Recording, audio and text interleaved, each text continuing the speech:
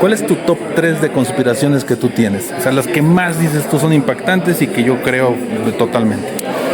Bueno, es que es muy raro porque no debieran ser conspiraciones, sin embargo lo son.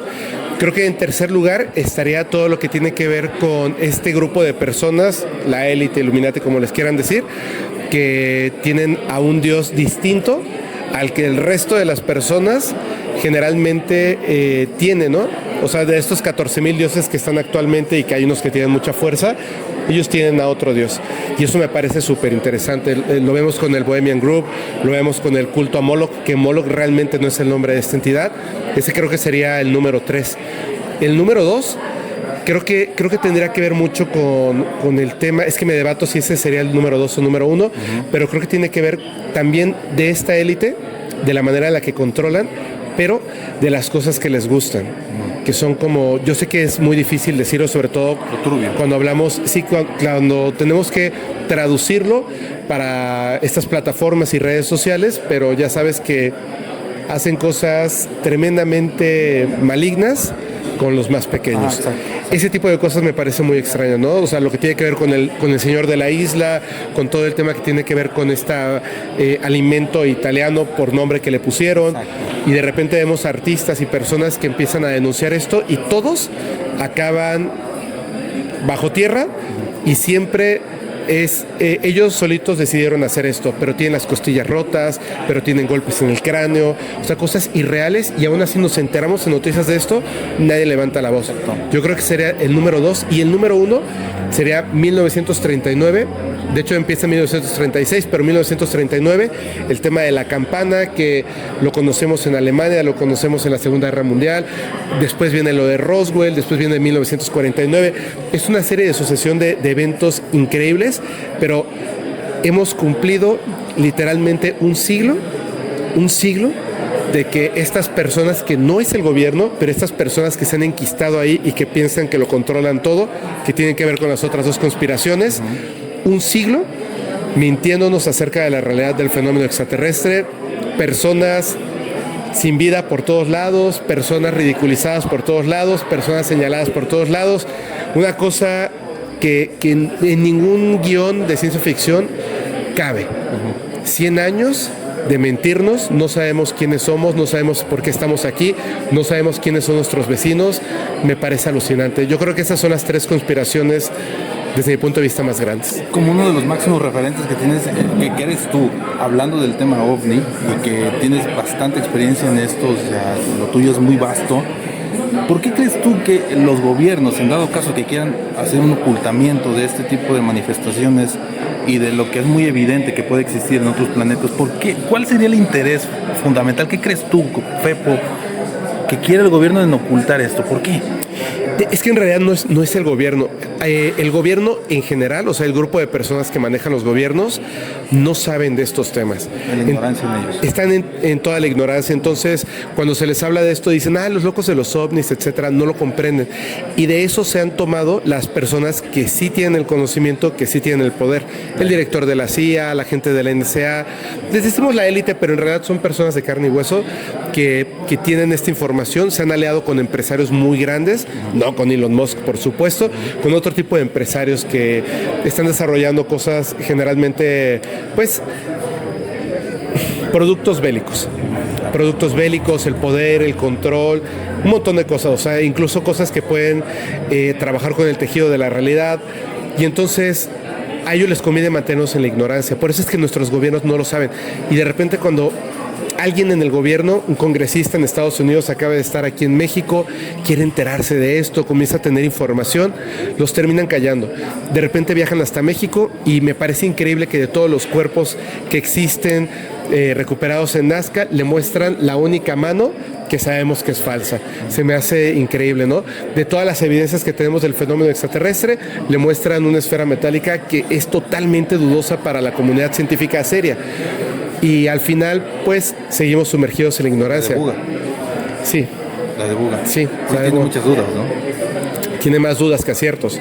O sea, directamente de nuestro equipo, Fermex, le preguntó a Jaime, yo le dije, Fermex, por favor, yo no puedo estar ahí, pregúntale esto, es muy importante. Claro. Todo el mundo dice, no, es que la UNAM ya dijo, pregúntale si la UNAM ya confirmó esto. Y dice, sí. Un minuto después se sube y lo primero que dice antes de empezar su conferencia es: la UNAM no ha dicho que esto es como tal un hecho real.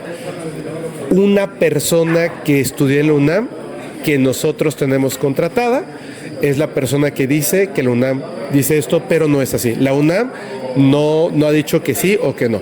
Claro, la máxima casa de estudios no se va a atrever a algo de ese tipo, y además porque ellos no están llevando la investigación. Si tú contratas un laboratorio de la UNAM y te dice sí, es fibra óptica o metal, no están diciendo que esto es extraterrestre, claro. Pero la gente está confundida y eso me parece que es erróneo.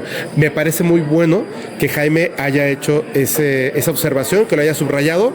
Me parece que es como pues para aplaudírselo, ¿no? Porque no está tratando de mentir, está tratando de decir la verdad, y eso me parece importante, pero la gente se confunde. Sí, ese es uno de los problemas. Ahora, con la nueva tecnología y la evolución y reevolución de la inteligencia artificial, a gente que hablamos de estos temas nos pone muchos buscapiés y nos contrapone bastante, porque ya no sabemos ahora sí qué es cierto y qué es mentira. Claro, de repente también hay que tener mucho cuidado con eso, porque más allá de lo que la inteligencia artificial pueda generar a lo que se refiere a fotografías o videos, sí podemos rápidamente definir si algo es fotografía o video realizado por la inteligencia artificial. Lo malo es que el público no se entera cuando alguien dice, oye, esto es inteligencia artificial. Llegas a un puñadito de personas, pero la inteligencia artificial ya llegó a un grupo muy grande de personas que se confunde. Y cuando se enteran que es inteligencia artificial, piensan que el fenómeno no es real porque se puede llevar a cabo con inteligencia artificial. Entonces es un problema muy grave, sobre todo a tener en cuenta cuando la información real del fenómeno, y de cualquiera de los dos fenómenos, paranormal o no humano, es muy escasa la que es verdadera. Por eso es importante que hagamos fuerza y que podamos llevar la voz de la gente, que aunque no tenga evidencias, es la experiencia que tuvieron y es real. A lo mejor vieron un ovni, a lo mejor vieron un duende, es su experiencia, es real. Si no hay evidencia, no importa, la evidencia la puedes, como bien dices y bien comentas, pues la puedes construir con inteligencia artificial. Hay que tener mucho cuidado con eso. Tengo dos últimas preguntas sí. Sobre lo paranormal. ¿Crees que en algún momento ya no sea paranormal, sino que sea normal? Por supuesto.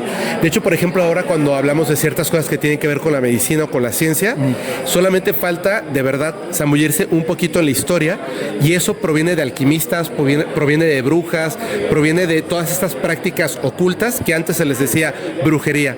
Magia, y hoy les decimos ciencia, hoy les decimos medicina, pero todas las cosas cuando uno está enfermo, esa pastillita, esa sustancia que uno ingresa al cuerpo, proviene de la práctica de la brujería. No hay más. Entonces, conforme avance el tiempo, obviamente vamos a descartar muchas cosas que no son reales, y otro tanto vamos a descubrir que simplemente no lo habíamos entendido, comprendido, estudiado y observado de la manera correcta para llamarle ciencia. La ciencia no dice que algo no es.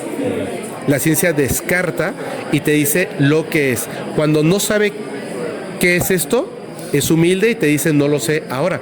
Pero la ciencia avanza, así como nosotros. Sí, claro. Y por último, ¿cómo crees tú que será porque yo también estoy seguro que va a suceder, ¿cómo crees tú que va a ser el primer contacto de vida inteligente, extraterrestre, alienígena, como sea, para la humanidad de forma general? O sea, no nada más en una sola persona, sino que cuando se pueda decir, es que sí existe, esto es oficial y no sé, pueden estar ya entre nosotros. Va a llegar a través de los científicos, va a llegar a través de la ciencia. Muchas personas piensan que esto va a llegar a través de los gobiernos. Los gobiernos van a ser la segunda parte. Primero, para que los gobiernos puedan aceptar esto, van a voltear hacia los hombres y mujeres de ciencia. Hay muchas personas, y te puedo decir así, un grupo muy grande. Para empezar, Avi Loeb lleva varios años desde el Oumuamua estudiando esto, pero hay un grupo de científicos muy grande. En México está el biólogo Ricardo Rangel, pero hay otros que de manera seria están estudiando el fenómeno. Cuando ellos comienzan a comprenderlo, estas entidades comienzan a acercarse y comienzan a ayudarles a que avance más rápidamente el entendimiento del fenómeno.